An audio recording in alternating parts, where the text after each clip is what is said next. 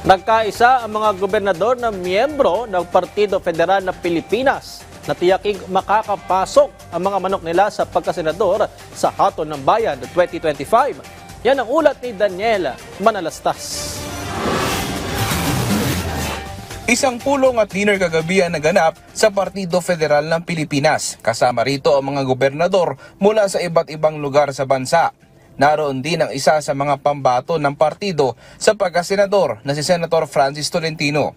Pagtitiyak ng presidente ng partido, sisikapin nilang makapasok sa Senado ang mga manok ng kanilang partido. Kasama na rito si Senadora Amy Marcos.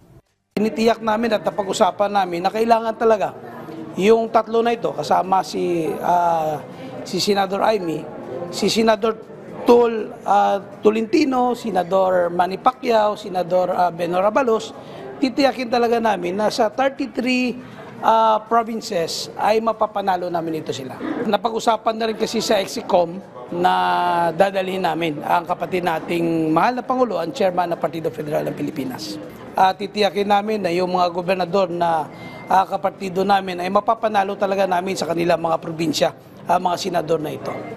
Ayon kay Tolentino, nagpapasalamat siya sa mga gobernador na nagpaabot ng suporta. Pero pagtitiyak niya, hindi rin mapapabayaan ang tungkulin bilang senador sa gitna ng kampanya. Marami na pag-usapan paano mapalakas yung local autonomy, matulungan yung kanilang tourism. Naka-break muna, mas pag may talagang emergency na napangangailangan, lalahok tayo doon. Una muna yung ating tungkulin. No? Ayon kay Governor Tamayo, mahalaga na maraming makapasok sa pambato ng administrasyon sa Senado para masiguro na nakaangkla ang direksyon ng Senado sa direksyon ng ating Pangulo. Kung ma-align ito sa direksyon nating Pangulo, ang Pangulo naman natin bilang eksekutibo ay matitiyak na rin natin na may align ito sa mga local government. Kaya't nga't nagkakaroon ng napakalaking porsyento ng mga local government ang kapartido ng ating mahal na Pangulo dahil ina-align na namin yung direksyon ng Pangulo hanggang doon sa pinakamababa na mga local government units.